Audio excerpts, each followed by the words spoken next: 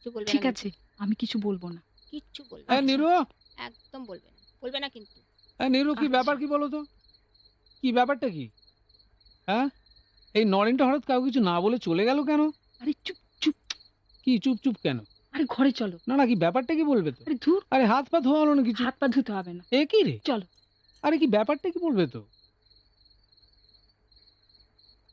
আরে ইউ, কোথায় যাচ্ছিস রে? জেঠিমার ঘরে যাচ্ছি ঠাম্মা। কেন? ওখানে কি দরকার? একটু জেঠিমার কাছে পড়া বুঝে নেব ঠাম্মা, পরশু পরীক্ষা তো। না, ওখানে একদম ঢুকবি না। তাহলে পড়বো কার কাছে? যেখানে খুশি গিয়ে পড়ো, কিন্তু ওখানে ঢুকবে না। কি হলো? দাঁড়িয়ে আছিস যে? কথা কানে যাচ্ছে না? খবরদার যদি জেঠিমার ঘরে গেছিস। গেলি? যা, যা বলছি।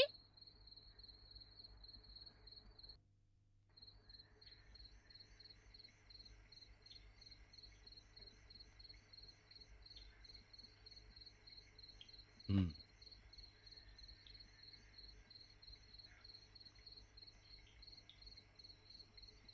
ওমা, কাউকে বলো না হাতে একটু জল দিতে। কি হলো বাবা? এই তো সেজি বাবা। ও, তুমি এসে গেছো? হ্যাঁ বাবা। এটা ভারী আছে, করতে পারবে তো? হ্যাঁ, হ্যাঁ, কষ্ট করে ধরো হ্যাঁ, দেখিনি। দাও দাও, গামছাটা হ্যাঁ। দাও, আগে গামছাটা দাও। দাও। আচ্ছা। যা কাজের চাপ চলছে না।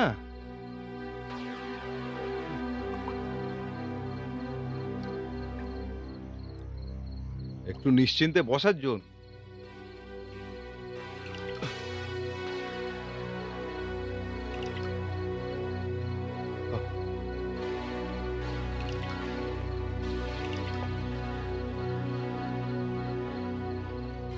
রোজ অনেক রাত হয়ে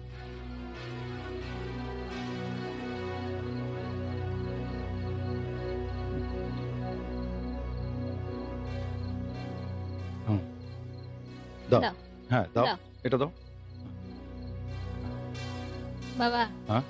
নিজের ঘরে যাওয়ার আগে একবার আমার ঘরটা ঘুরে এসো তো বাবা। কথা আছে। আচ্ছা আচ্ছা আচ্ছা, যাচ্ছি।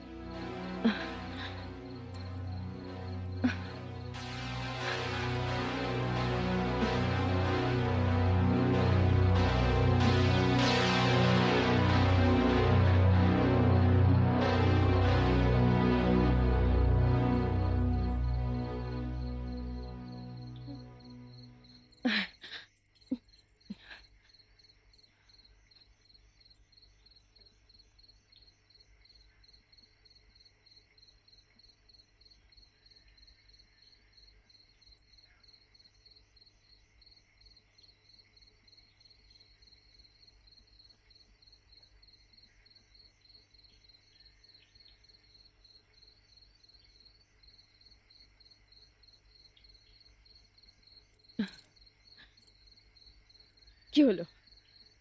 কথা বলছো না কেন? কি কথা বলবো? আসলে আমার বলার মতো তো কিছু নেই। তা থাকবে কেন? ঘরে ফিরতে না ফিরতেই বুড়িটা আমার নামে লাগিয়েছে তো। ছে, গুরুজনদের সম্বন্ধে এইভাবে কথা বলতে নেই। থামো, তোমার কাছে লঘু গুরুর জ্ঞান নিতে আমি আসিনি। আমার কয়েকটা কথা জানার আছে। বলো কি কথা? আমার বিয়ের গয়নাগুলো কোথায়?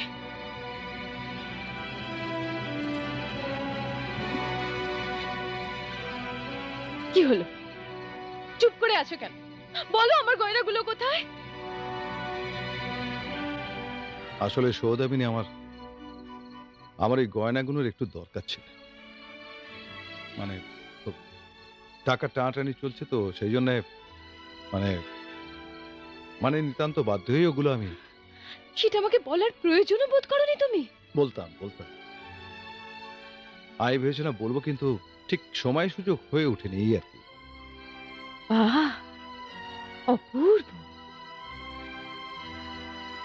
এদিকে যে আমাদের বাড়িটা পুড়ে গেছে, আমার মা যে কত কষ্ট করে দিন কাটাচ্ছে, সেটা বলার সময় বুঝে তুমি পাওনি? মিথ্যেবাদী কোথাকার! এই খবরগুলো তোমায় দিল কে? আমার চিঠি তোমার জামার পকেটে পেয়েছি। সভ্য সমাজে অন্যের চিঠি লুকিয়ে পড়াটা যে অন্যায়, সেই শিক্ষাটা তোমার বাবা মা তোমায় দেননি না? আর কোনো দুঃসংবাদ কারো কাছ থেকে লুকিয়ে রাখাটা যে কত বড় অন্যায়, সেই বোধটাও বোধহয় তোমার নেই। আর একটা কথা জেনে নাও, আমি কচি খুকি নই, তাই তোমার চালাকিটা আমি ধরে ফেলেছি। তুমি আর তোমার পরিবারের লোক যে কি সেটা জানতে আমার আর বাকি নেই। সৌদামিনী, অনেক রাত হয়ে গেছে। কাল খুব সকালে আমি উঠতে হবে, সদরে যেতে হবে। একটা খুব জরুরি কাজ আছে। শুয়ে পড়ো, পরে না হয় এসব বিষয়ে আলোচনা করো।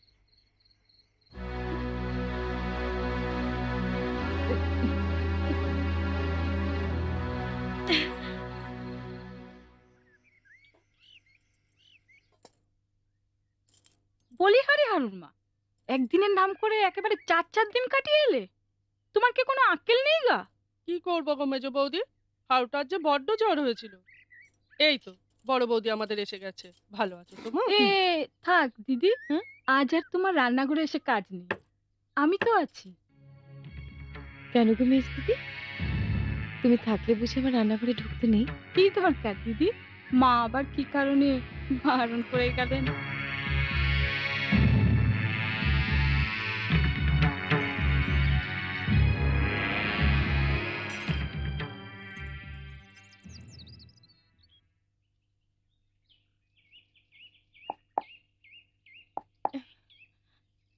কে? আমি গো বড় বৌদি, হারুর মা। এসো, ভেতরে এসো।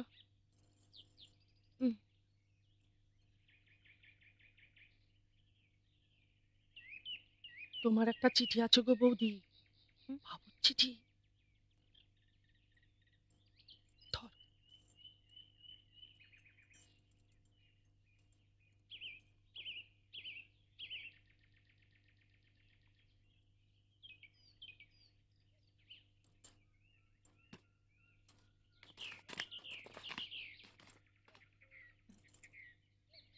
এরপরে ও বাড়িতে তুমি আর টিকতে পারবে না মিনি। আমি যা বলছি তাই শোনো। ঠিক রাত 12টায় হারুর মা তোমাদের বাগানের দক্ষিণ দিকের মন্দিরের পিছনে যে খিড়কি দরজা, সেটা খুলে দেবে। তুমি বেরিয়ে সোজা রাস্তা পেরিয়ে ডান দিকে হাঁটতে থাকবে। একটু দূরে ঝিলের ধারে আমি গাড়ি নিয়ে অপেক্ষা করব। দেরি করো না জানো, কেমন?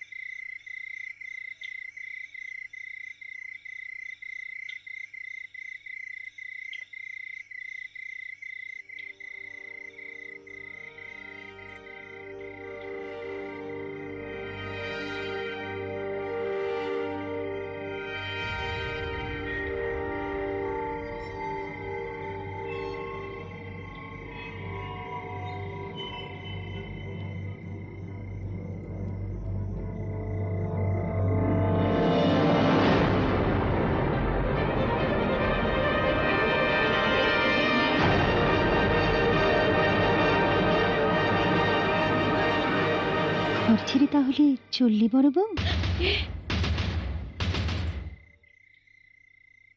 আমি বিষ্ণুপ্রিয়া।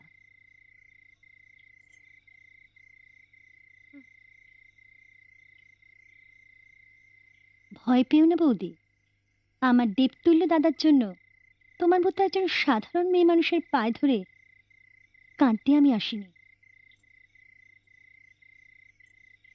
যেতে চাও যেতে পারো, বাধা দেব না।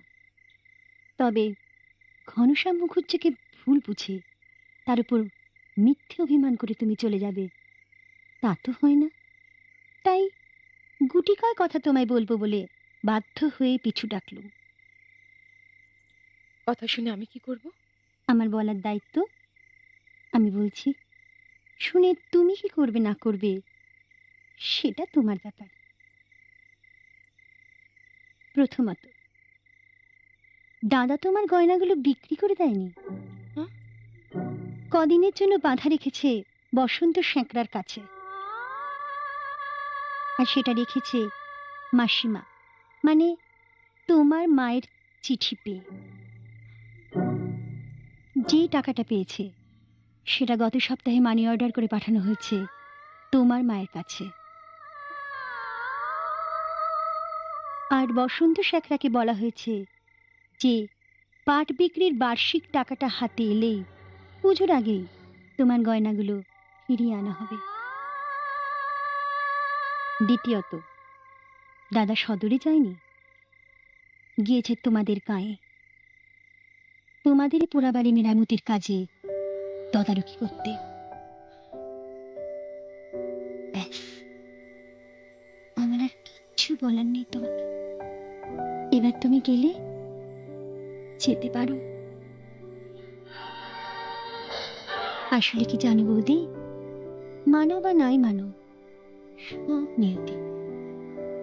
নইলে এমন স্বামীর ঘর তুমি করতে পারলে না। এই দেখো না, যেমন ভগবান আমায় কিচ্ছু দেয়নি, আর তুমি সব কিছু পেয়েও হারালে।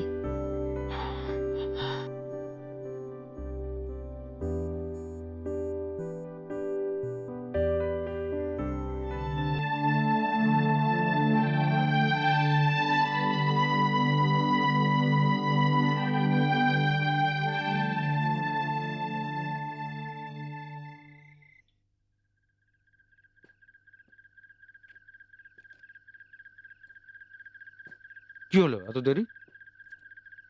আমি তো ভাবলাম যাকে গাড়িতে ওঠো তাড়াতাড়ি, কেউ দেখে ফেললে মুশকিলে পড়ে যাবে।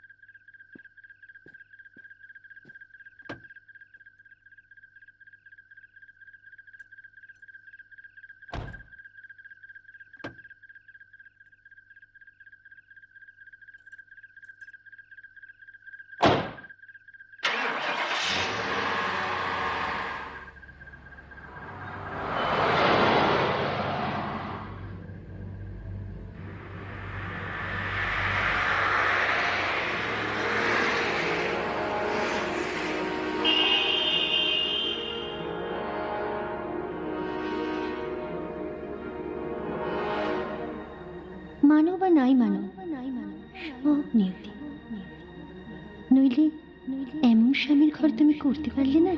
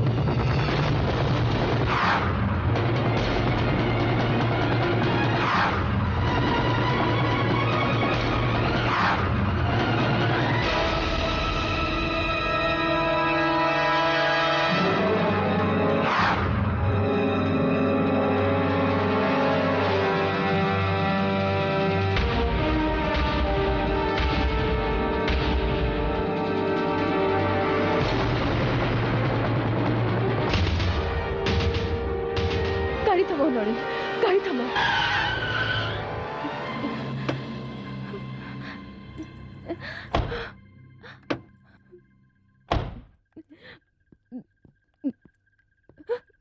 কি হলো মিনি?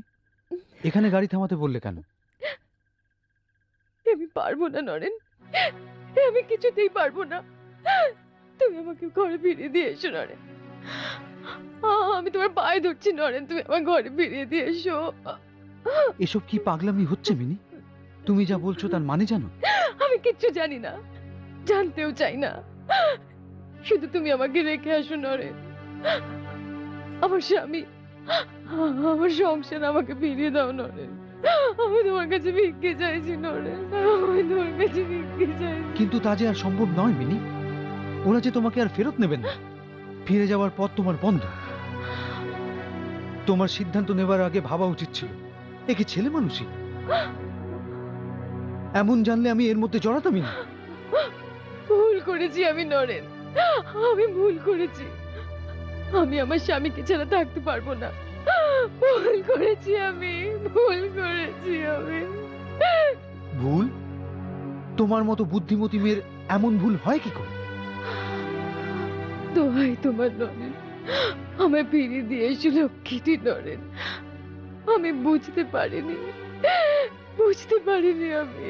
কিন্তু তা যে আর আমার পক্ষে সম্ভব নয় মিনি। তুমি পাগল হলে তো আর আমি আগুনে ঝাঁপ দিতে পারি না। আর ও গায়ের লোকেরা আমাকে পেলে পিটিয়ে মেরে ফেলে দেবে। এটা জেনে শুনে আমার পক্ষে যাওয়া আর সম্ভব নয়। তুমি যা খুশি তাই করো। তাছাড়া এই রাস্তায় দাঁড়িয়ে থাকা আমার পক্ষে বিপজ্জনক। ভোর হয়ে আসছে, একটু বাদেই লোক চলাচল শুরু করবে। যদি কেউ দেখে ফেলে? এখনো ভেবে দেখো, আমার সঙ্গে গেলেই তুমি ভালো করতে। তোমায় তারা আর গ্রহণ করবে না। এ তো আর ছেলে মানুষই নয়। তুমি পরপুরুষের সাথে ঘর ছেড়েছো, ফেরার পথ তোমার বন্ধ। কিন্তু আমি যে নিরুপায় নরেন। তাহলে তুমি মরো। নরেন, আমার পক্ষে আর অপেক্ষা করা সম্ভব না, অনেক হয়েছে।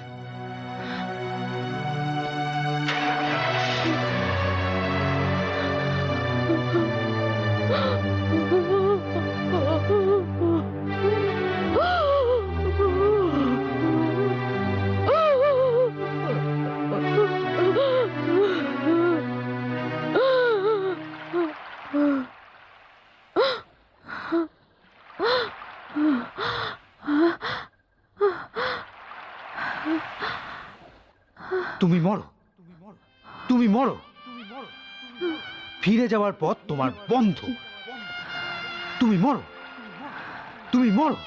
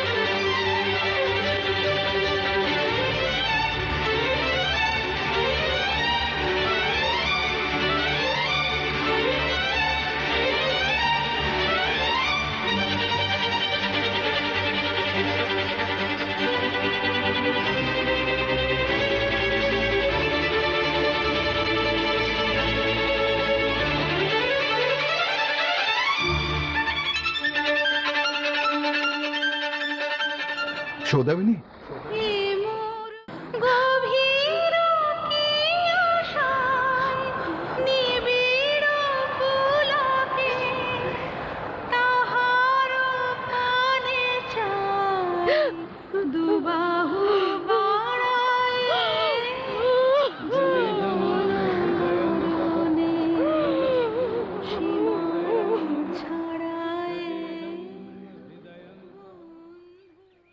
তাড়াতাড়ি ফিরতে হবে আমাদের। সূর্য ওঠার আগে ওই খিড়কির দরজাটা খুলে বিশ্বপ্রিয়া অপেক্ষা করছে। অনেকটা পথ, ঘরে ফিরে চলো। যুগল রূপের